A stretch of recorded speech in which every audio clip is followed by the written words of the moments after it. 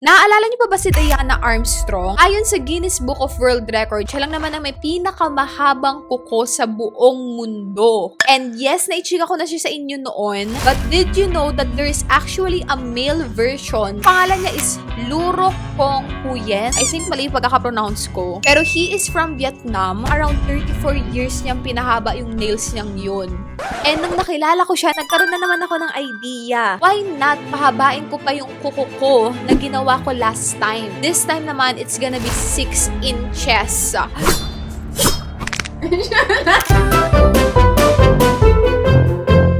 And today, challenge ko na naman yung sarili ko na mamuhay ng normal. Kaya from the most basic task, gaya ng pagkain, paghugas ng plato, ultimo paghugas ng puwete, hindi natin yan naatrasan. Hugasan ko ng aking pumagay sa konti. Kaya ano pang inaantay mo? Let's go!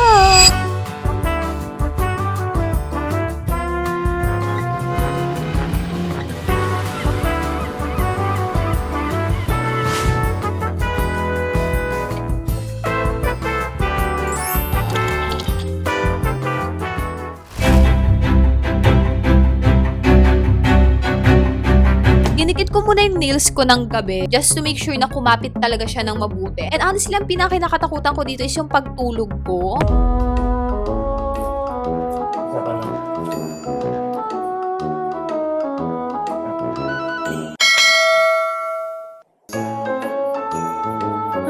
Tumura siya, oh my God.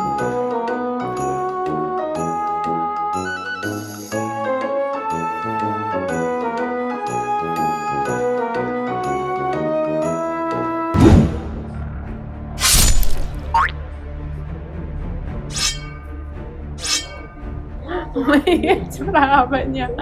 Grabe, sobrang haba niya.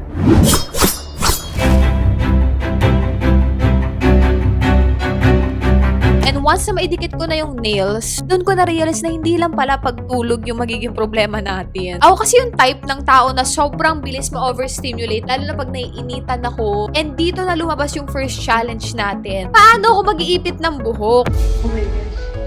Mahirap. Shit, aray ko, sakit. Oh my God, sobrang haba niya. Hindi siya man.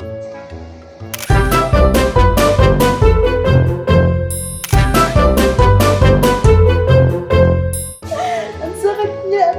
Oh no, gusto ko na siyang itigil. 24 hours. So like, hindi ko nga makamot yung ulo ko eh. Like, yung ulo ko, ganyan kalayo yung kamot ko.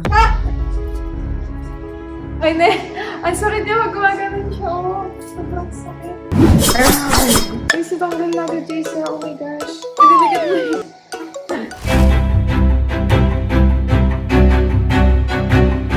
Sinubukan ko ring mag-iPad kasing haba ng kuko ko. Yung pencil ng iPad na gamit ko, te. Ganun siya kahaba.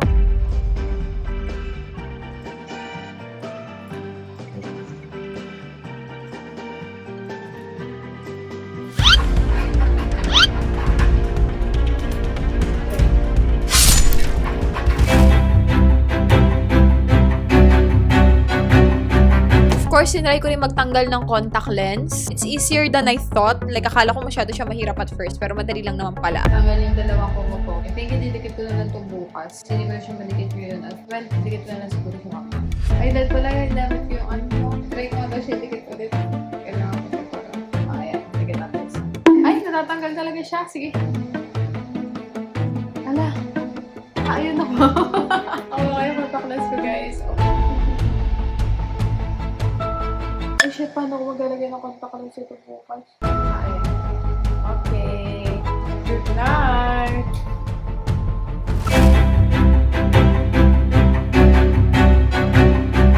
Thankfully, nakatulog ako at na-survive ko ang gabi. Anytime, pag gumanon ako, like, baka biglang mahampas ko yung kuko ko. And masakit siya every time na humahampas siya. Sa kahit na anong bagay, mahina man, lalo na kapag malakas, sobrang sakit talaga. And as someone na sobrang likot matulog, yung kamay ko nakaganto lang ako matulog. Kasi bawal akong gumalaw eh. Good morning. Guys, good morning. Ano na ating news? Hindi umaangat ng iba. Ayos na muna ako for today. Madami tayong gagawin, magluluto ako. Siya nakabay niya, nakakatakot siya. No? Para siyang, yung, ang pangalan na niya, may ganito rin siya. Para siyang yung chichi-chichi sa kabay. Ano mag-game siya? Let's go.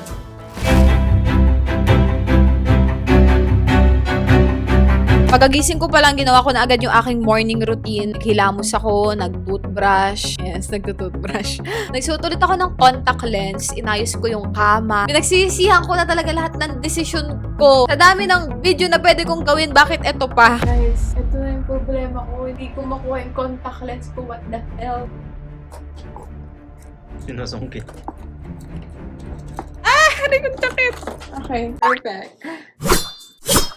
Okay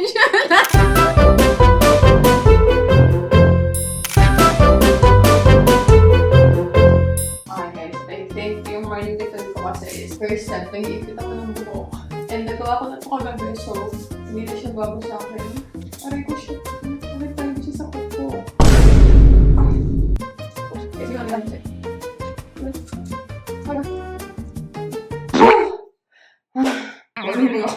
Kailangan natin mag-toothbrush kasi nahihilo na si Vic sa hiling ako. Kasi nga ba na nakuha ko yung toothbrush ko?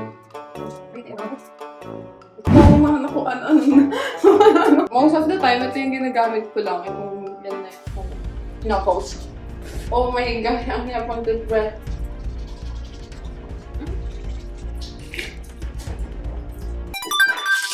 End up siyang gawin, pero kaya naman. Next, dito na ako sa pinaka-nakatakutan ko is maghilamos ng mukha. Let's go. Kasi ano tumatama ito na yun?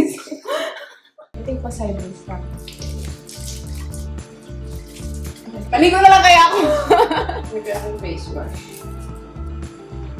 Grabe siya sobrang bigat ng kuko ko. Guys, sobrang bigat niya. As in, parang anytime babagsak na lang siya kasama yung tubay kong kuko. Hindi nasabunan ko naman siya na maayos. So, yung mga area na usually lalagyan ko ng sabon, lalagyan ko naman siya. Kaya ito lang talaga. Panlong na tayo ng kamay. Samang galig. Okay, I think this is a success. Hindi naman siya sobrang hirap. Last and final step ng aking morning routine is ang mag-contact lens. Ito yung isa sa pinaka-mahirap na part dito, I think. Shit, kinakabahan ako. Buksan ko na muna yung isa. Usually, kinukuha ko siya ng ito. So, ngayon, hindi ko siya maano kasi sobrang haba niya. Kaya ko step pa rin gagawin. Ayan, kuha ko siya.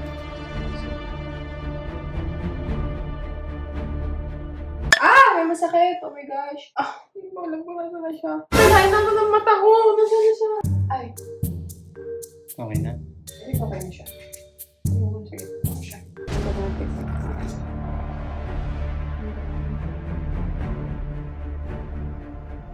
Yes! Oh my gosh! I'm happy na nilagay na natin siya. Ayusin mo muna yung kama namin. Itong kumot bago kami mag-alusan. Ang bigat pa niya. Shit! I think kaya ko siya, guys.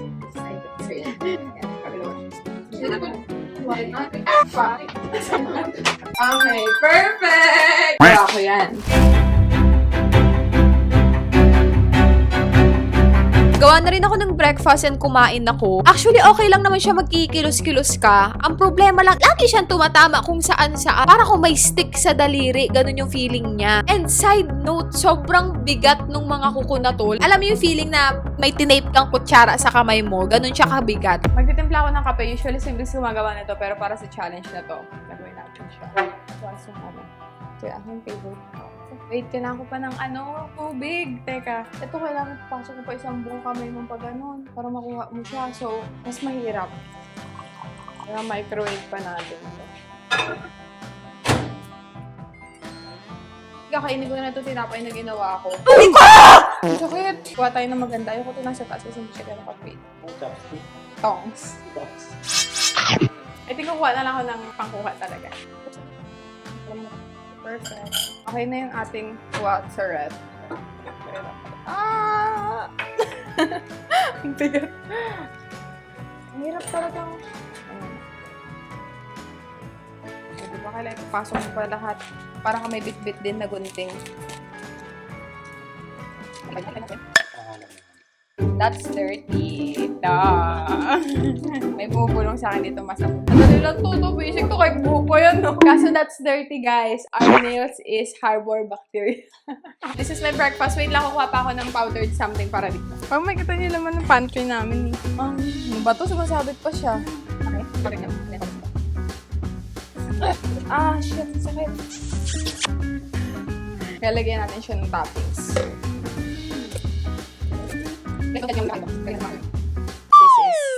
ready. Ala Mary Ann. Mary Grace. And it's time to eat, guys! Are you ready? I am ready! Okay. Ay! Nakikiuna pa tong yung lalaki ko. So, paano ko siya ano yun? Ayan. Kaso lang tumatama naman siya dito. Alam mo ba ng guys na, shit, aray, sakit. Umaano sila, gumaganan sila, oh. Umaangat tong pag-anan. Ay, paano ka sa akin?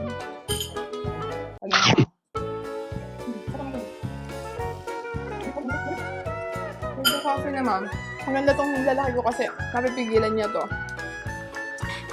Susukin ko na lang siya isang buong ganyan tapos kainin ko siyang pag gano'n. Pagkabal ko lang mga breakfast ko siya guys.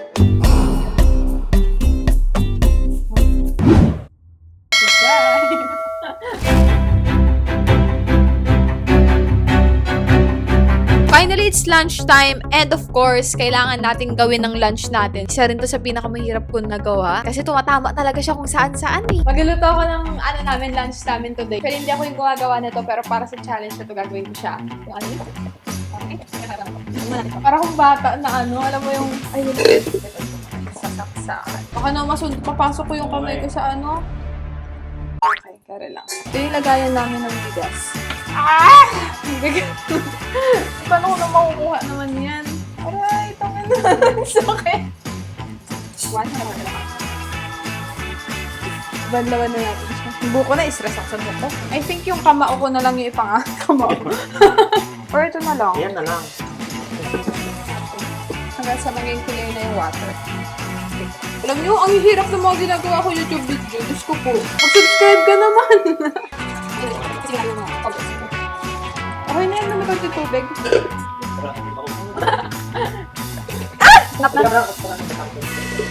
Ay! Namin natin sa box. Paano ko naman matadangkal ngayon? Marami yan, no? Pwede na daw to, sabi niya. Ay, lantang. Sabi ko muna yung mga gagamitin ko para hindi na ako nakuha mamaya. Ito. Oh well. Ang dirty naman nito. Tinry ko rin magprito. Natatakot ako dito sa pagpiprito ko kasi baka matunaw yung kuko ko since gawa siya sa plastic. Diyos ko kasi haba ng sandok yung kuko ko, te. Okay guys, ang ulam natin ngayon is chorizo. Magpiprito tayo. Okay, perfect. Tingnan nyo, this is... Galing na. Ganyan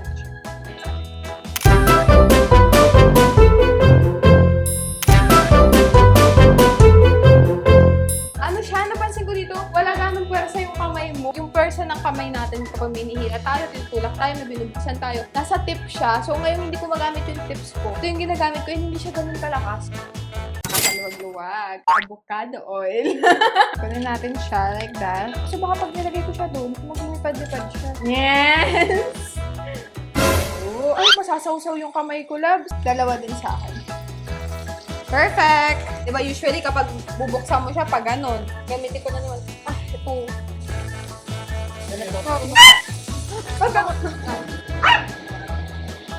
na parang siya! Parang siya! Wala mas kasi yung juice niya i-close up mga para sabihin nila, ako eh. Saan close up ko yun ito?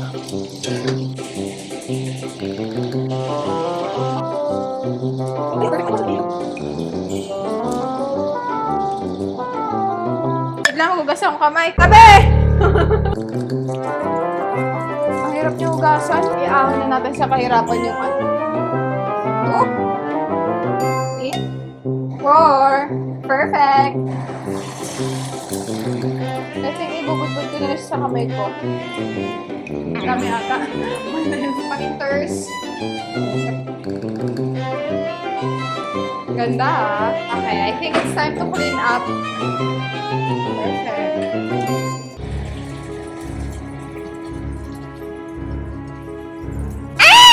Natabunan yung isa. Kaya mo na. I think gagawa muna ako ng juice. Sabay naantay natin yung ating kaan. Aray ko, putang ina. Aray ko, sakit. Sabi yung favorite kong juice, guys. Alam niyo ba sa tala ng buhay ko, I think, naka-100 ganito na ako.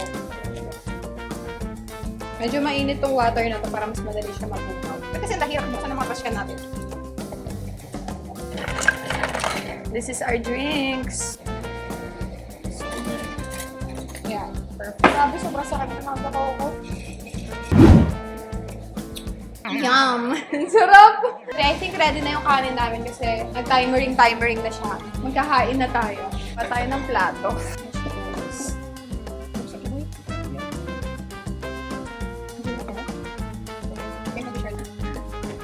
Let's go. Sabi, sobrang pinipigilan ko yung sarili ko na humingi ng tulong kay Briggs. Ang hirap kumain. Mas gusto ko na lang magpasubo na lang pero hindi pwede. Kailangan natin matapos tong challenge na to.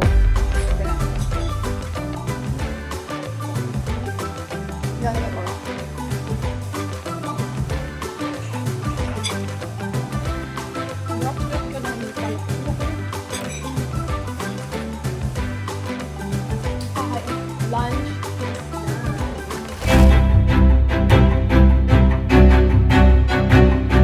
Unexpectedly, isa sa pinaka-kinakatakutan ko to is makita ko ng ibang tao na ganito kahaba yung kuko. Pero kailangan ko kasing i-receive tong aking delivery. So, nakita ni Kuyang delivery rider yung kuko ko. Nakakahiya. Nagpa-vlog ako eh. Okay lang, ba't mama ka sa vlog ko, kuya? Okay, diba? Ayan nga yung vlog, kuya. Ano masabi mo sa kuko, kuya? Haba eh. Haba ba? Pero kahit ka lang. Sige, go. Kasi high value eh. Okay. Thank you po.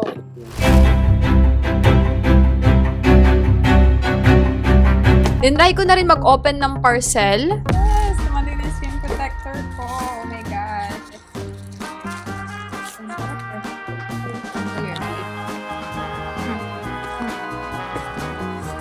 Hello? Ano ba yan? Nakaganto pa siya. Bruh.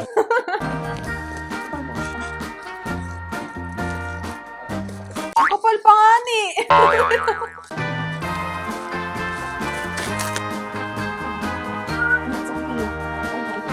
Yes! Sorry.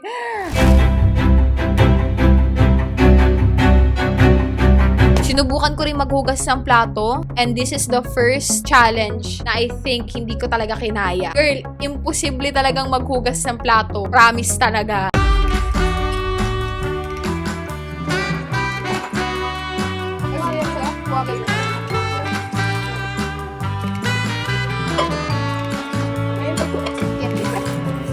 Guys, hindi ko kayang maghugas ng plato. I'm very, very sorry. Hindi ako nag-i-inarte kasi mahirap lang talaga siya. Feeling ko itong daliring to, feeling ko may damage na siya sa loob kasi sobrang sakit niya. Like, kanina tumama to kay Briggs. So, naglalakad siya, gumanon siya. Hindi ko talaga kaya. I'm sorry.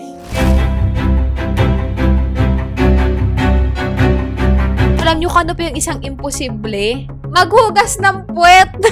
Hugas ako ng aking wet packs. Pumatay sa buwan. Huwag na lang pili ka. Oh, mother. Ang hina pa ng pili. Ay, ere ko. Ayan, okay na pala siya. Ah, shit! Oh my gosh! Paano kung ano ito? Hala, shit! Ang haba niya! Oh my god! Magpapahugas at ako ng puwet. Ah! Natanggal yung kuko ko! Yung isa! Oh my god! What the fuck? Ew! Oh my god, kahit magsuot ng short, ang hirap. Sa first challenge ko na to, yung parang mas maikli pa yung kuko, hindi siya ganun ka-problema. Pero ngayong, oh my gosh, nakakadire. Pasintabi po sa mga nanonood, sa mga kumakain dyan. Kapag yung bowl hindi pa malinis, like hindi mo pa na-flush yung laman niya, pinakadulo ng kuko, sasaw-saw talaga siya sa bowl. Oh my gosh, natanggalan pa ako ng kuko. So, nag-ano ko kanina, pinasok yung damit ko, nabali yung isa. So, pumasok ko sa loob yung damit ko. I think inidikit namin siya. Anyways, maghugas ako ng kamay kasi hindi ako maghugas na maayos sa CR. Ewan ko ba, nai-stress na naman ako magdaalala ko siya. I do not recommend na maghugas ng puwet na ganito kahaba ang kuko. No, no, no, no, no. Hindi ako magaling magpiano and mas lalong hindi ako magaling magpiano nang mahaba yung kuko. And surprisingly, hindi naman siya ganun kahirap. Siguro mahirap lang kapag pindutin mo na yung mga black na tiles. Pero kung beginner ka pa lang naman magpiano gaya ko, it's not a problem kasi hindi rin naman ako magaling magpiano. So like, hindi ko din makita yung difference. Meron akong piano dito. Hindi ako magaling magpiano. Nag-aaral pala akong magpiano. Pero gusto ko siyang itry kasi mahaba siya isang tile ng piano. O, mas mahaba pa nga siya. Happy birthday to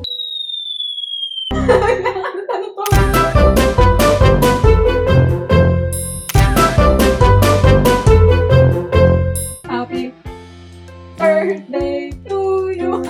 Hindi ako magaling mag-piano. Nalimutan ko na kasi talaga hindi ko piano. I think kaya pa rin naman. Pero wala ko gano'n ka siguro ka ano. Pero since ito lang naman yung gumagalaw. Well, mahirap siya kapag kukunin mo na itong ano yung mga black. Kasi hindi ako pa rin magaling mag-piano, so hindi ko rin alam, hindi ko masabi. Pero for now, medyo mahirap siya. Kasi yung normal na ko pa lang na malit na gano'n, mahirap na eh. So, ano ako, diba? Guys, update, it's around 9. I think mga 9 p.m. na. And shit, pagod na ako. Gusto ko na siyang tanggalin. Gusto ko na bumalik sa dati kong pamumuhay. Naano ko sa kanya. Overstimulate ako. Walang problema matulog kasi umiglip kami. Pagising mo, marirealize mo na ang hirap talagang gumalaw. Hindi mo makamot yung gusto mong kamutin. Hindi mo masundot yung gusto mong sundutin. Ang hirap mag-CR. Ang hirap mag-type sa cellphone. Ang sakit-sakit na ng daliri ko. Konti pa, kaya natin to. Nai-stress ako. Gusto ko ng... Ayoko na!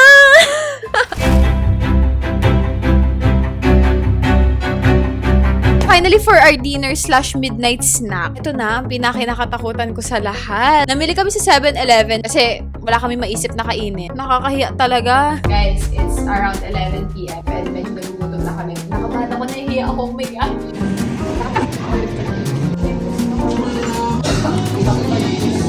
At daw sama.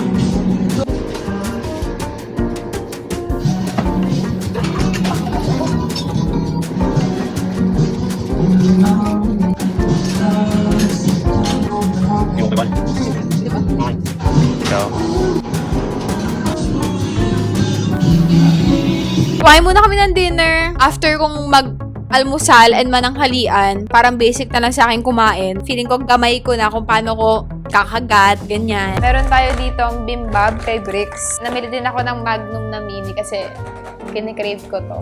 Namili ako ng hotdog. Naubusan sila ng tinapay, so isa lang yung nabili namin. Naloka ako dito kasi meron siyang may kasama siyang caramel. So, feeling ko masarap siya. It's time to eat! Loves, kain tayo.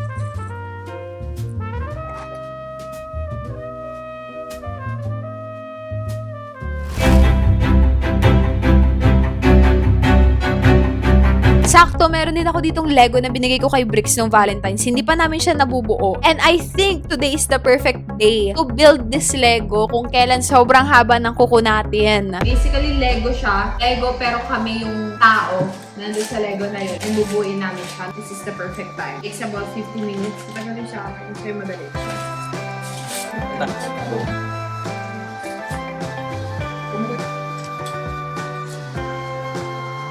Perfect! I'm so happy kasi nabuo talaga namin siya. Well, actually, tinulungan ako ni Bricks. Kasi hindi talaga, imposible talaga. Alam mo yung pagkukuha ka ng piso sa lamesa? Ganon yung feeling niya kasi sobrang liliit ng mga particles ng Lego, di ba? Hindi mo siya makuha. So, kailangan ko talaga ng tulong. Hindi ko pala talaga kaya mabuhay na mag-isa kapag ganon kahaba yung kuko ko. Guys, natapos na namin siya. This is it. Kaso natatanggal yung gitna niya. Medyo mabigat siya, no? Medyo mabigat din siya. Well, actually, tinulungan ako ni Bricks kasi hindi ko nahirapan ako sa mga maliliit. Sobrang komplikado ng akin. And finally, for my night routine, sinubukan kong maligo, magtanggal ng makeup. And, again, hindi na naman siya success. Finally, it's time para matulog. Tatanggal na ako ng makeup. It's around 1 a.m. na ata. Yung pinaka-inaabangan kong part ng araw ko kasi hindi ko alam kung tanggalin ito ng maayos. As maliligo pa ako. Usually, nabanlawan ko ito habang naliligo ako, pero for this video, mabanlawan naman natin siya. Sobrang sakit na ng daliri ko na to, as in, sobrang sakit niya. Para siya nangingilo, ganun yung feeling niya. Pasok ko sa loob ng damit ko yung tubig. I think we're done. Maliligo na muna ako. Sobrang laki pala talaga ng gampanin na tong mga daliri nating to. Like, alam mo yung pag mag-shampoo ka, siya yung pangkuskus mo sa anit mo. Pag may makati sa'yo, yan yung pangkakamot mo. Pag gusto mo mangulangot, yan yung pangungulangot mo. Pag may muta ka, yan yung pantanggal mo, diba? Sobrang unappreciated sila. Gusto ko siya sa shampooin.